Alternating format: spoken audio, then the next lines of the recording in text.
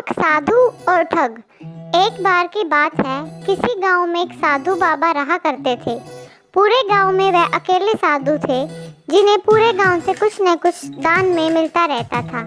दान के लालच में उन्होंने गांव में किसी दूसरे साधु को नहीं रहने दिया और अगर कोई आ जाता था तो उन्हें किसी भी प्रकार से गांव से भगा देते थे। इस प्रकार उनके पास बहुत सारा धन इकट्ठा हो गया था। वहीं एक ठग की नज़र कई दिनों से साधु बाबा के धन पर थी। वह किसी भी प्रकार से उस धन को हड़पना चाहता था। उसने योजना बनाई और एक विद्यार्थी का रूप बनाकर साधु के पास पहुंच गया। उसने साधु से अपना शिष्य बनाने का आग्रह किया।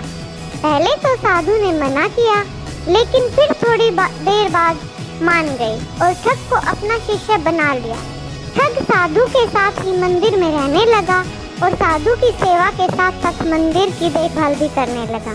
ठग की सेवा ने साधु को खुश कर दिया, लेकिन फिर भी वह ठग पर पूरी तरह से विश्वास नहीं कर पाया।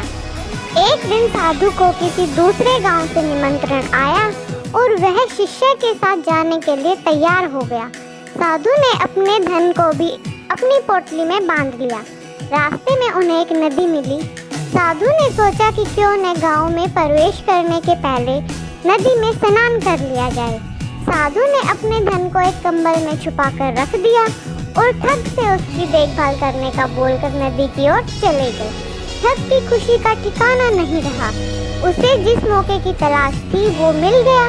जैसे ही साधु ने नदी में डुबकी लगाई, ठग सारा सामान लेकर भाग खड़ा हुआ। जैसे ही साधु वापस आया, उसे न तो शिष्य मिला और न ही अपना सामान। साधु ने ये सब देखकर अपना सिर पकड़ लिया। इस कहानी से हमें क्या सीख मिलती है?